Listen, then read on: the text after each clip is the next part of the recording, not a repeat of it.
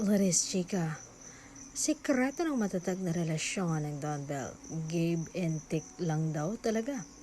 Kung may isang young couple sa showbiz na pinaniniwalaang sa kasalan din mauuwi, yan ay walang iba kundi ang magjowang sina Donnie at Bell. Marami ang mga magka-love team na naging magjowa sa tunay na buhay.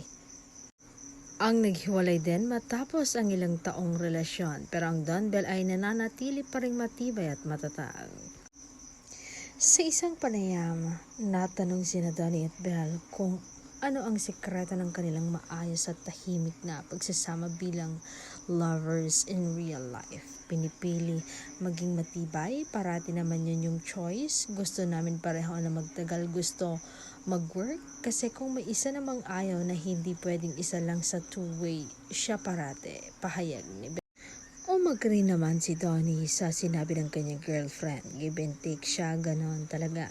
Nandoon yung growth, we have to realize din kung para saan. Hindi pwedeng magdamot. Kaya nga siya partnership din, diba? Love team, diba? Huwag natin kalimutan yung team. Kasabay nito, nagpasalamat din si Donnie sa lahat ng mga taong sumusuporta sa kanila ni Bell. Lalo na ang kanilang mga magulang na hindi nagkukulang magbigay ng payo sa kanila. Kami ni Bell talagang swerte lang kami at may mga tao na naggabay sa amin.